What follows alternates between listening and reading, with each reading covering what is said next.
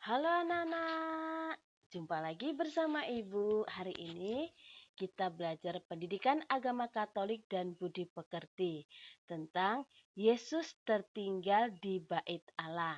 Nah anak-anak, sebelum kita lanjutkan pelajaran hari ini, mari kita ambil sikap berdoa dulu. Kita mau berdoa sebelum belajar. Dalam nama Bapa dan Putra dan Roh Kudus, amin. Tuhan Yesus yang Maha Baik, ajarilah kami mencintai gereja sebagai rumah Tuhan. Buatlah hati kami gembira dan bersuka cita di saat berdoa dan bernyanyi memuji Tuhan. Amin. Dalam nama Bapa dan Putra dan Roh Kudus. Amin. Nah, anak-anak, kita mulai ya pelajaran kita hari ini. Anak-anak, sebelum masa pandemi ini, tentunya kita sudah biasa datang ke gereja untuk merayakan Ekaristi pada hari Minggu atau mengikuti kegiatan ibadat lainnya pada hari-hari tertentu ya. Anak-anak juga sudah mengerti tentang tata cara yang baik dan sopan pada saat beribadat. Nah, namun satu hal yang sangat penting adalah suasana batin atau motivasi kita untuk datang ke gereja.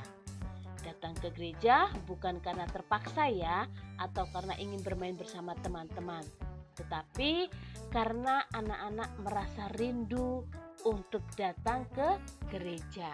Karena di gereja pasti ada sukacita di dalam Tuhan saat berada di gereja.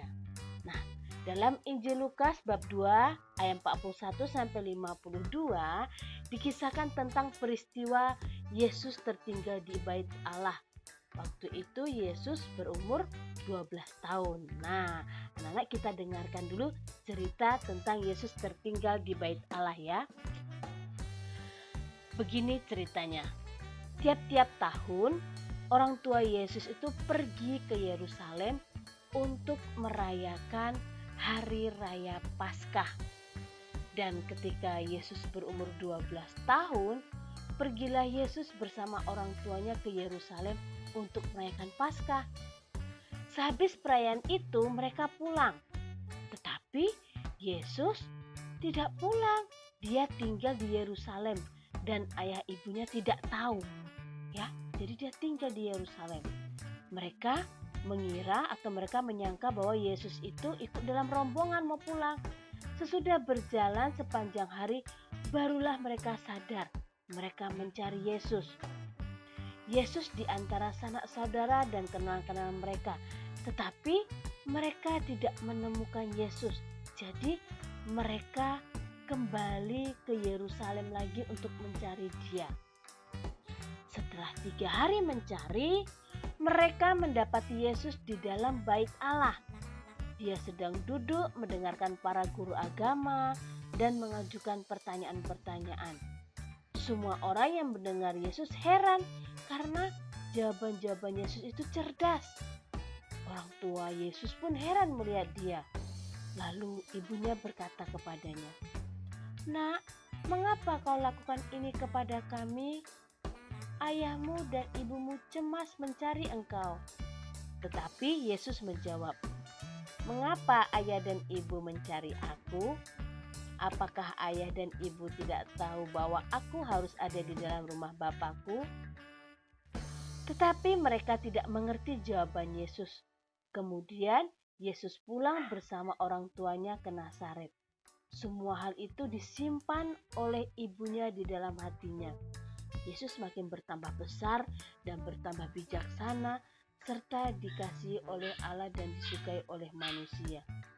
Meskipun ditegur oleh orang tuanya, Yesus tidak merasa bersalah sebab Yesus berada di tempat yang baik, yaitu Bait Allah atau rumah Tuhan.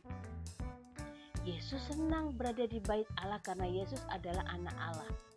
Gereja adalah rumah Tuhan sama seperti Bait Allah ya. Kalau kita senang datang ke gereja untuk berdoa dan memuji Tuhan, maka kita pun disebut anak-anak Tuhan. Sama seperti siapa? Seperti Yesus. Karena itu kita harus rajinlah selalu untuk datang ke gereja. Tuhan pasti senang untuk memberi berkat dan perlindungan. Jadi Yesus waktu itu tertinggal di Bait Allah untuk apa?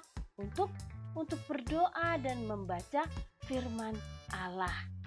Ya, lalu bait Allah itu tadi Ibu sudah jelaskan bahwa bait Allah sama seperti gereja, yaitu rumah Tuhan ya.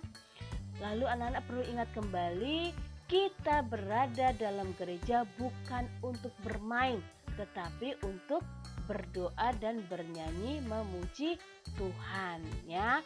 Tuhan juga ingin agar kita itu melayani Tuhan di gereja.